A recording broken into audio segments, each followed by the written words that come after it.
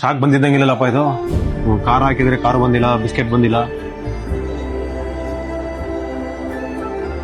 Sir sir ಹೇಳಿ sir.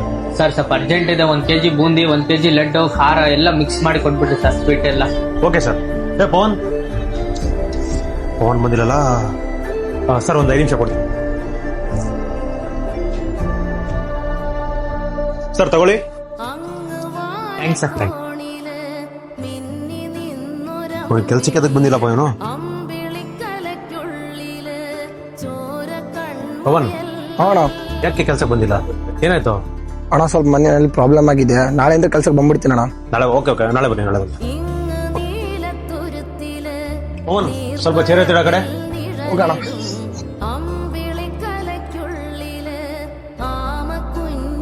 Pavan ನಂಗೆ ಸ್ವಲ್ಪ ಫ್ರಿಡ್ಜ್ ಕ್ಲೀನ್ ಮಾಡ್ಕೋ. ಓಕೆ ಅಣ್ಣ.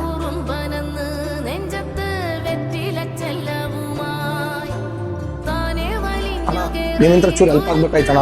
ದಸರಾ ಹಬ್ಬ ಇದೆ ಅಲ್ಲ, ಅದಕ್ಕೆ ಬೈಕ್ ತಗೋಬೇಕಂತ ಇದ್ದೀನಿ. ಸ್ವಲ್ಪ ಅಡ್ವಾನ್ಸ್ ಕೊಡ್ತೀರಾ? ಯಾಕ ಸುಳ್ಳು ಹೇಳ್ತೀಯಾ? ನಿಜ ಆದ್ರೆ ಹೇಳ್ಬೇಕು ತಾನೆ.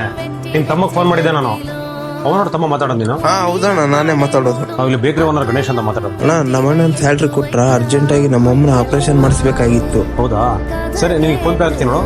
ನಿಮ್ಮ ಅಮ್ಮನ ಏನಂತ ಕ್ಲಿಯರ್ ಮಾಡ್ಕೊಬಿಡು. ಅಣ್ಣ ತುಂಬಾ ಥ್ಯಾಂಕ್ಸ್ ಅಣ್ಣ. ನಾನು ಸುಳ್ಳು ಹೇಳಿದ ಕಾರಣ ನಿಮ್ಮ ಹತ್ರ ನಾನು ಎಲ್ಲಿ ಚೀಪ್ ಆಗ್ಬಿಡ್ತೀನಿ ಅಂತ ನಿಜ ಹೇಳಿಲ್ಲ ಅಣ್ಣ. ಯಾಕೋ ಚೀಪ್ ಆಗ್ತೀಯಾ? ಬೇಕ್ರಿ ಕೆಲಸ ಮಾಡಿ ನಿಂತರ ಕೆಲಸ ಮಾಡಿ ನಾನು ಬೇಕ್ ಇಟ್ಟಿರೋದು. ನಾವು ಬರೀ ಕೆಲಸ ಮಾಡೋಣ, ಬರೀ ಕೆಲಸ ತರ ನೋಡಲ್ಲ, ಫ್ಯಾಮಿಲಿ ಪರ್ಸನ್ ತರ ನೋಡ್ತೀವಿ ನಾವು.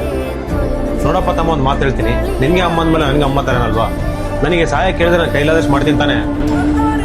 ನಿಮ್ಮ ಅಮ್ಮಗೆ ಏನಾದ್ರು ಔಷಧಿ ಬೇಕಿದ್ರೆ ಕಾಲ್ ಮಾಡು, ನಾನು ಕೈಲಾದಷ್ಟು ಪಕ್ಕ ಸಹಾಯ ಮಾಡ್ತೀನಿ. ಆಯ್ತಣ್ಣ. ನೋಡಿ ಫ್ರೆಂಡ್ಸ್, ಇವರೇ ಇಷ್ಟ ಆಗಿದ್ರೆ ನಿಮ್ಮ ಮಚ್ಚಿಗೆ ಕಾಮೆಂಟ್ ಮಾಡಿ, ಅದು ನನ್ನ ಫಾಲೋ ಮಾಡ್ತಾರೆ. Thank you.